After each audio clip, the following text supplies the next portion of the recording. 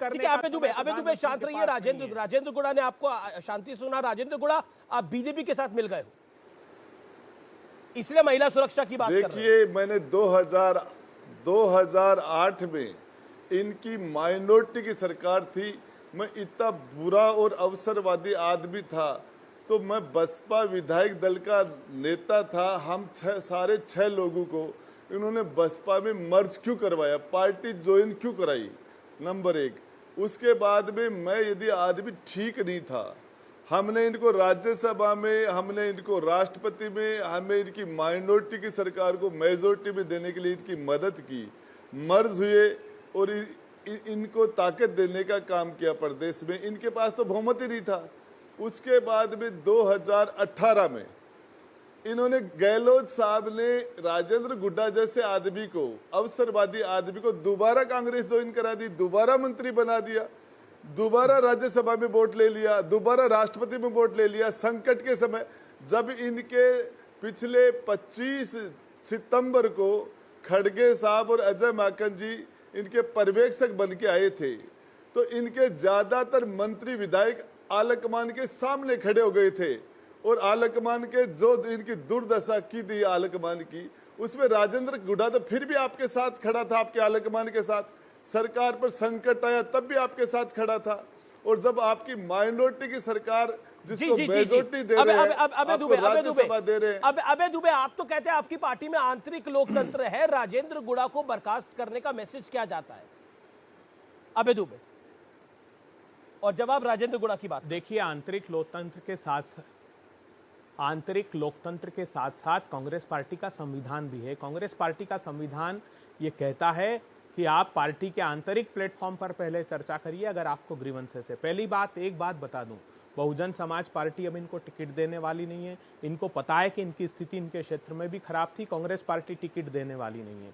सिर्फ इसी अवसरवादिता की वजह से इन्होंने ये स्टेटमेंट जवाब दिया। राजेंद्र गुड़ा महिला अपराध सुरक्षा को, मणिपुर में हो रहा है, क्या उसकी तुलना कांग्रेस के प्रवक्ता ने टिकट के साथ जोड़ दिया है। राजेंद्र गुड़ा राजस्थान से उसकी तुलना की जा सकती जी, ये तो अब लाल डायरी की भी बात कर रहे हैं। राजेंद्र गुड़ा, महिला सुरक्षा को टिकट के साथ जोड़ दिया गया। अरे आप ही को दे दिए, आप ही को दे दें, क्या है लाल डायरी? अगर मेरे बारे में घूम रहे हैं, दे देना चैनल को। देखिए, मेरी बात सुनिए आप, कांग्रेस के प्रवक्ता साहब, मैं आपको बताना चाह रहा हूं, जिस मामले में आप कह रहे हो कि मेरे क्षेत्र की हकीकत आप जानते हो, तो 4 बार से आप तो वहां, मेरे विधानसभा क्षेत्र में कांग्रेस तो है ही नहीं। मेरी तो टक्कर ही बीजेपी से है, भाजपा के साथ मेरा चुनाव है, नंबर 1। नंबर 2, आपको बताना चाह रहा हूं, आप तो हो ही नहीं वहां। और जो बसपा की बात आप कर रहे हो, 2013 में मैंने आपकी पार्टी से चुनाव लड़ा था, कांग्रेस से, और उस टाइम में बसपा के कैंडिडेट के मात्र 1100 वोट आए थे। जो 1100 वोट के अंदर उसकी जाति और उस कैंडिडेट के वोट थे, पार्टी के वोट कहाँ थे? और उसके बाद आपको बता रहा हूं, अभी ये अवसरवादी आदमी है, तो ये सारा का सारा गलत काम, पार्टी को मर्ज करना, पार्टी करवाना कौन कर रहा है? ये आप नहीं कर रहे क्या? गहलोत साहब नहीं कर रहे क्या जी? और रहा सवाल महिला दुष्कर्म का, तो इस मामले में मणिपुर की जो घटना है, उस घटना की निंदा करता हूं, भर्त्सना करता हूं। मैंने तो इतना सा कहा था, मेरा स्टेटमेंट सुन लेना, इतना सा कहा था कि राजस्थान के अंदर दुष्कर्म के अभी 2 दिन पहले मेरे बर्खास्त होने के बाद, गुड़ा साहब, आप तो अपने कैबिनेट के साथियों पर, मैंने आपकी एक बाइट सुनी, आप तो अपने कैबिनेट के साथियों पर महिला उत्पीड़न का आरोप लगा रहे हैं। वो कह रहे हैं आपके जो कैबिनेट के साथी हैं कांग्रेस की सरकार में, उन पे आप महिला उत्पीड़न का आरोप लगा रहे हैं। क्या आपको लगता नहीं है कि ये मतलब आपको ये बातें पहले कहनी चाहिए थी? आप क्यों बता रहे हैं ये बातें? मेरे ऊपर तो आपको बताऊं, पहले इन्होंने मुकदमा दर्ज कराया 4-5 महीने पहले किडनैप का, जिसमें एक महिला मेरे पास आई है, उसकी 2 बेटियों की शादी थी, और उस महिला, उसकी हालत ये थी कि 10 दिन बाद में शादी है, महिला के पास एक पैसा नहीं था, वो सुसाइड करने की स्थिति में थी।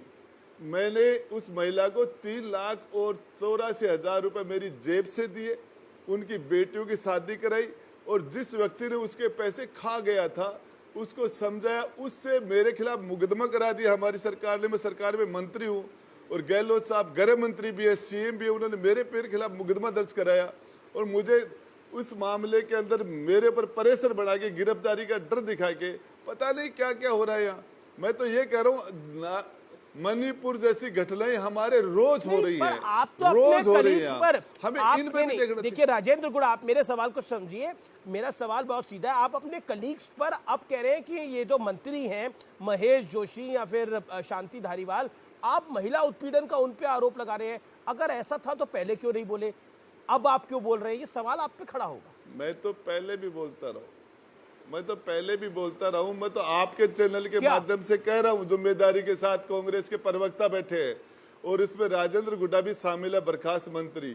लेकिन मैं आपको कह रहा हूं, सारे की सारी मंत्री परिषद का नार्को टेस्ट करवा लीजिए और जो जेल में बैठे जो सारे के सारे लोग, उनसे ज्यादा दुष्कर्मी इसके अंदर नहीं निकले तो सदा सदा के लिए राजनीति बहुत छोड़ बड़ा दूंगा। आरोप है।